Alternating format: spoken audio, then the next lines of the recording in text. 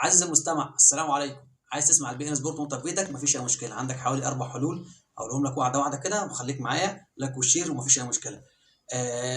البي ان سبورت الشرعي حوالي 4000 او 5000 تقريبا في السنه، اللي هو الرصيف الشرعي، تسمع وانت في بيتك مفيش اي مشكله. طيب انا معيش فلوس والدنيا مش مظبطه معايا، اعمل ايه يا عم طه؟ عندك الرصيفر الاي بي تي في، في حوالي مليون صنف في السوق، كلهم شغالين وكلهم زي الفل. اهم حاجه في القصه دي كلها السيرفر.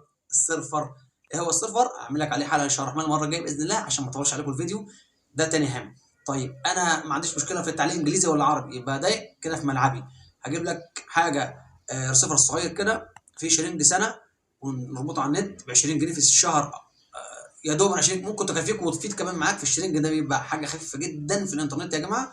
ونجيب لك قمر او قمرين فوق، برغالي او نايرس او هوت بيرد او ايا كان القمر، صوره فول اتش دي مفيش اي مشكله. ده ما بيقطعش، بس التعليق فيه هيبقى انجليزي. ممكن نجيب لك صوتيات مع السيرفر اللي جاي، تدمج الاثنين مع بعضهم وتسمع الصوت بالعربي وتعليق بالانجليزي. وده انا عامل عليه فيديو قبل كده عندكم على القناه لو حبيتوا تشوفوه. تمام.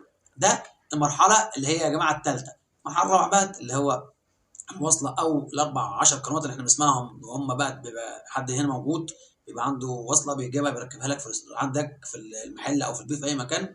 دلوقتي اتطورت شويه بقى، يعني يعتبر بس هوائي بتاعها وشغاله على قطعه صغيره معدله، بس ما انصحش بيها قوي. انا مش هقول القصه دي عشان خاطر في ناس كتير هتزعل مني. ربنا يوفق الجميع. دول يا جماعه 4 حلول او 5 حلول للبين سبورت. ربنا كرمك معاك فلوس، اتفضل هات اللي هو غالي ومفيش اي مشكله فيه.